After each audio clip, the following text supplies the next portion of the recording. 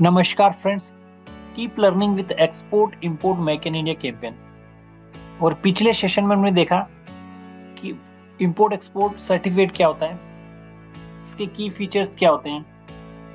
इसके अलावा हमने ये भी जाना कि इसका इंपोर्टेंस क्या है। तो इसकी कुछ एडवांस इंफॉर्मेशन और रह गई थी, तो इस सेशन में कवर कर लेते हैं कि how to obtain import export certificate.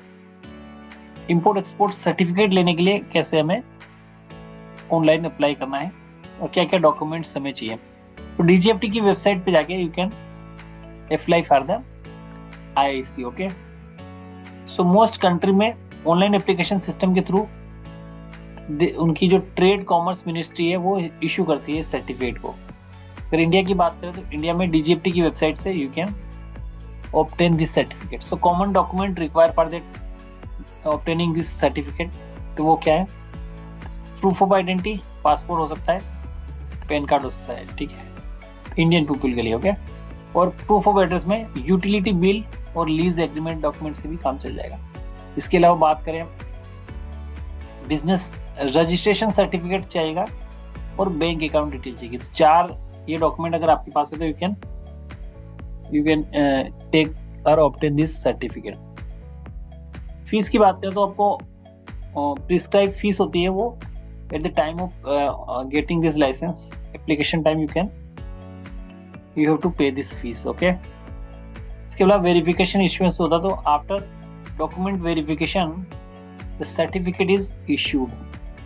जब आपका ऑनलाइन डॉक्यूमेंट वेरिफिकेशन हो जाएगा then you can get this certificate. Okay, इसके अलावा बात करें इस इंपोर्ट और एक्सपोर्ट सर्टिफिकेट की, तो ग्लोबल एग्जांपल अगर लेके चले तो इसको अदर कंट्री में क्या कहते हैं। तो इंडिया में हम इसको इंपोर्ट एक्सपोर्ट सर्टिफिकेट कहते हैं या आईसी कोड कहते हैं, जो कि इश्यूड किया जाता है डीजीएफटी से, डायरेक्टर जनरल फॉरेन ट्रेड से। ओके, यूएसए की बात करें तो ये होता है FEIN, जिसे फेडरल एम्प्लॉयर आइडेंटिफिकेशन नंबर होता है, जो कि वहाँ की ट्रेड स्पेसिफिक इसको परमिट करता है।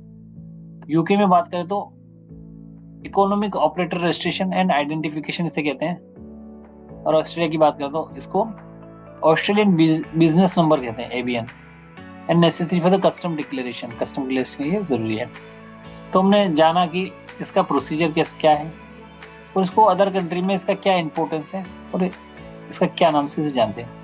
कंक्लूजन की अगर बात करें तो इंपोर्ट एक्सपोर्ट सर्टिफिकेट बहुत जरूरी है किसी भी एंटिटी को इंटरनेशनल बिजनेस करने के लिए, ठीक है, ग्लोबल ट्रेड में एंटर करने के लिए this is the basic document, ठीक है। इसके अलावा it facility to smooth international transaction, ठीक है। इस आईसी के रिस्पेक्ट में जो भी इंटरनेशनल ट्रांजेक्शन होगी, इनवर्ट होंगे, रेमिटेंस और आउट ऑफ रेमिटेंस होंगे in other currency that will be monitored by the bank in respect of the IC.